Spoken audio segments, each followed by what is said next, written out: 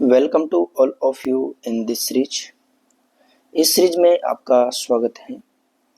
जैसा कि आपको पता है कि लास्ट के वीडियो लेक्चर में मैंने आपको के साथ क्वेश्चन नंबर 11 के बारे में डिस्कस किया था। आज के इस वीडियो में हम question number 12, question number 13, question number 14 and question number 15 के बारे में बात करेंगे कि ये क्या है क्या नहीं है, इसके बारे में बात करेंगे। चलो ठीक है, आज के इस वीडियो को शुरू करते हैं। जैसे कि आपको अच्छी तरह से पता है कि मैं इस वीडियो सीरीज के माध्यम से आपको जितने भी इम्पोर्टेंट क्वेश्चंस हैं related to all the chapters of physics discuss कर रहा हूँ। ठीक है, तो देखिए एक बार क्वेश्चन क्या बोलता है, क्वेश्चन क्या नहीं बोलता है। शुरुआत करते हैं क्वेश्चन नंबर 12 की। तो रीड करते हैं क्वेश्चन क्या है। A particle is projected with velocity of 20 meter per second. A particle is projected with a velocity of 20 meter per second at an angle of 60 degree to the horizontal. The particle hits the horizontal plane again during its journey. What will be the time of impact? मतलब कुल मिला के ऐसा कहना चाह रहा है कि टाइम ऑफ फ्लाइट के बारे में बात कर रहा है। देखो एक बार ऐसे मैं इस पार्टिकल को देखो, इस पार्टिकल को ऐसे प्रोजेक्टाइल कर रहे हैं हॉरिजॉन्टल से। देखिए इसकी जो इनिशियल वेलोसिटी दी गई है वो दी गई है मेरे लिए कितनी, 20 मीटर पर सेकंड इसकी इनिशियल वेलोसिटी है और 60 डिग्री पर इसको प्रोजेक्टाइल किया गया है। जब ये पार्टिकल हॉरिजॉन्टल पे वापस हिट करेगा, मतलब यहाँ से फेंका और वहाँ यहाँ पर आके हिट करेगा 1 2, तो ये टाइम ऑफ फ्लाइट इसका टी है। तो इसी टाइम के बारे में बात की है मेरे से। तो देखिए एक बार क्या होता है, T is equal to 2u sine theta upon g के इक्वल होता है। तो 2 इंटू साइन थीटा की value 20 into sine 60 degree divided by g और 10। 0 से 0 कैंसिल आउट, तो कितना हो गया 2 इंटू √3 बाई 2 से 2 कैंसिल आउट जो कितना हो जाएगा, जो हो जाएगा 2√3 सेकेंड के इक्वल हो जाएगा। 2√3 सेकेंड के इक्वल हो जाएगा। इसका सॉल्यूशन करते हैं, कैलकुलेशन करते हैं। तो देखिए एक बार t is equal to 2 into √3 की वैल्यू 1.732 होती है। कैलकुलेशन करते हैं 4 6 4 3 आफ्टर सॉल्यूशन 3.53 सेकेंड के इक्वल आ जाएगा, 3 सेकेंड्स के इक्वल आ जाएगा। तो इसका टाइम ऑफ फ्लाइट के बारे में बात करना चाहूँ तो ऑप्शन नंबर ए इसका करेक्ट आंसर होगा। आपसे इसमें मैक्स देखो हॉरिजॉन्टल कंपोनेंट्स फाइंड आउट कर लिया आपने, u cos 60 के बराबर, वर्टिकल u sin 60 के बराबर। तो आपसे इसमें मैक्सिमम हाइट कितनी होगी वो पूछ सकता है। h is equal to u square sine square theta upon 2g। Range पूछ सकता है, रेंज क्या हो सकती है u square sine 2 theta upon g के इक्वल इसकी रेंज हो जाएगी। ठीक है, अब बात करते हैं next question, question number 13 which is important question. आइए क्या बोल रहा है क्वेश्चन, रीड करते हैं। सबसे पहले a projectile is thrown with a velocity of 10 metre per second at an angle of 60 degree with horizontal. The interval between the moments when speed is √5g meter per second is. देखिए एक बार मैं आपसे कहना चाह रहा हूँ, suppose करते हैं बहुत ही ट्रिकी क्वेश्चन है, बहुत ही सीधा सा क्वेश्चन है, इसके बारे में बात करते हैं।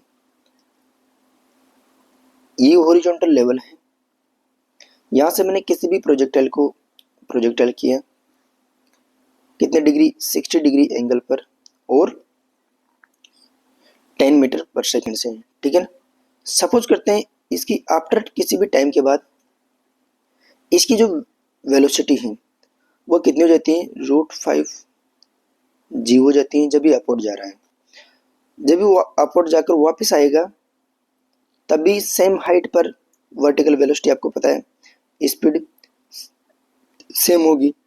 तो सपोज करते हैं यहाँ से लेकर यहाँ तक का टाइम t1 ले लेते हैं और यहाँ से लेकर यहाँ तक का टाइम को मान लेते हैं t2। जब इसकी स्पीड वापस आ रहा होगा, जब √5g हो जाएगी, क्यों? क्योंकि सेम कंपोनेंट्स इधर भी आएगा, सेम कंपोनेंट्स वेलोसिटी का इधर और इधर। तो इन दोनों के बीच में जो इंटरवल है, मतलब ये वाला टाइम फाइंड आउट करना है मुझे कि ये वाला टाइम यहाँ से लेकर यहाँ तक का टाइम कितना होगा। t delta t is equal to t2 minus t1 के इक्वल क्या होगा, ठीक है। तो करते हैं, बहुत ही सीधा सा क्या नाम से क्वेश्चन है। तो देखिए, सबसे पहले मुझे टाइम फाइंड आउट करना है, तो इसकी एनी टाइम पर इसकी वेलोसिटी फाइंड आउट करता हूँ। सपोज करते हैं यहाँ पर इसकी वेलोसिटी vx हो जाती है एंड ये vy हो जाती है। ये स्पीड मेरे लिए दी गई है कितनी, √5g के इक्वल, ठीक है। तो v कितना हो जाएगा, v is equal to after any time v vector is equal to vx i cap plus vy j cap हो जाएगा। v is equal to vx कितना हो जाएगा, vx is equal to ux के बराबर रहेगा, क्यों? क्योंकि ax की वैल्यू 0 होती है, ठीक है। Plus uy minus g t j cap और ये आई कैप।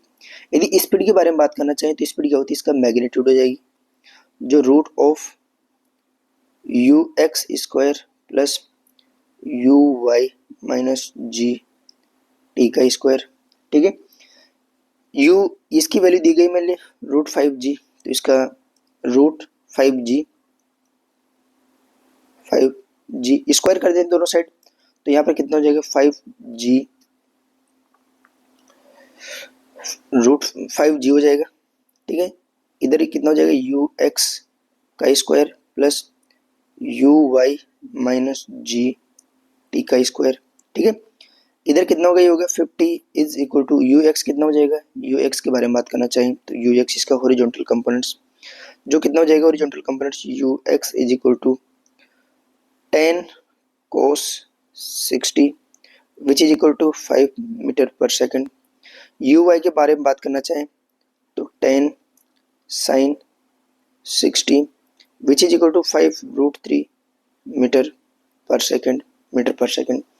सारी वैल्यूज के अंदर पुट करते हैं तो कितना हो जाएगा, देखिए ux इज इक्वल टू तो 5 का square plus 5√3 minus g T तो 10 इंटू टी का होल स्क्वायर, ठीक है। इसको इस साइड लेके जाते हैं, इस साइड लेके जाएंगे, कितना हो जाएगा यहाँ पर, ये यहाँ पर हो जाएगा ये 5√3 माइनस 10 टी का स्क्वायर इज इक्वल टू, इसको साइड लेके जाएंगे तो 50 minus 25 which is equal to 25, इसको रूट करते हैं दोनों साइड, तो 5√3 minus 10 t is equal to plus minus 5। तो यहाँ पर एक बार पॉजिटिव साइन लेते हैं, एक बार नेगेटिव साइन लेते हैं। तो पॉजिटिव साइन लेंगे तब √5√3 minus 10t is equal to 5।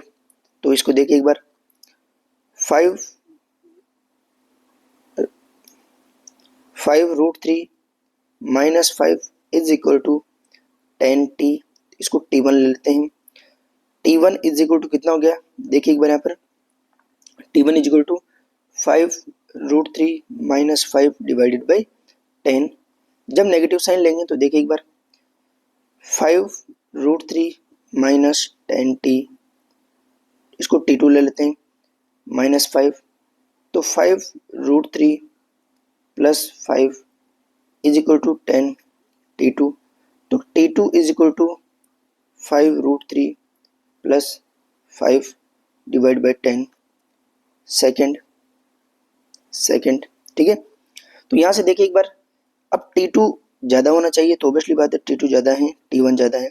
इसके इंटरवल के बारे में बात करना चाहिए अपन, तो t2 delta t is equal to t2 minus t1 होगा, which is equal to, minus करेंगे तो देखिए एक बार 5 डिवाइड बाई 10 प्लस इधर भी कितना आएगा 5 डिवाइड बाई 10, दोनों को ऐड करेंगे 10 divide by 10 which is equal to 1 second के इक्वल आंसर आएगा।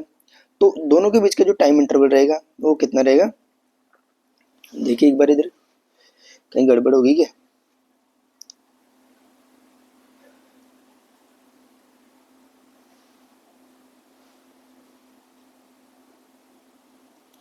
टेन टी 15 टी, एक सेकेंड कैलकुलेशन थोड़ा देख लेते हैं। तो टाइम इंटरवल जो आएगा डेल्टा टी वो कितना आ जाएगा, 1 सेकेंड के इक्वल आ जाएगा। जो कि अच्छा क्वेश्चन था, इसको साइडिंग से करना चाहिए आपको। सीधी सी बात से कहना चाह रहा हूँ आपसे, क्या पूछा गया था कि जब पार्टिकल को यहाँ से लेकर यहाँ तक फेंका गया तब इसकी स्पीड इतनी थी, जब पार्टिकल अपवर्ड डायरेक्शन में मूव कर रहा था, जब पार्टिकल डाउनवर्ड डायरेक्शन में मूव कर रहा होगा तो सेम स्पीड यहाँ पर भी आएगी। तो इन दोनों के बीच का जो टाइम इंटरवल है ये वाला, ये मेरे से पूछा गया था इसके अंदर, तो वो कितना हो जाएगा, वो 1 सेकेंड के इक्वल हो जाएगा। ठीक है, नेक्स्ट क्वेश्चन पर मूव करते हैं। नेक्स्ट क्वेश्चन क्या बोल रहा है, क्वेश्चन नंबर 14। तो देखिए एक बार क्वेश्चन नंबर 14 क्या है, a projectile is thrown at an angle theta with the horizontal and its range is r1. It is thrown at the same angle theta with vertical, then range is r2. then दोनों में से क्या relation रहेगा। तो देखिए एक बार, बहुत ही सीधा सा कंसेप्ट है। ये सपोज करते हैं ग्राउंड है, ठीक है, यहाँ से किसी भी पार्टिकल को मान के चलता हूँ कि यू वेलोसिटी से मैंने इसको थ्रो कर दिया जाता है हॉरिजॉन्टल से एट एन एंगल थीटा पर, तब इसकी रेंज जो निकल के आती है वो रेंज कितनी होती है, यू वेलोसिटी से। तो इसकी रेंज ये है, r1 इसकी रेंज है। ठीक है, सेम पार्टिकल को अपन क्या करते हैं, वर्टिकल से, ये वर्टिकल हो गया, यहाँ से थीटा एंगल पर प्रोजेक्ट करते हैं, तो इधर से कितना हो गया ये 90 माइनस थीटा, और u वेलोसिटी से, तो इसकी रेंज कितनी होती है मान के चलते हैं, इसकी रेंज है r2। तो रिलेशन क्या रहेगा r1 एंड r2 में।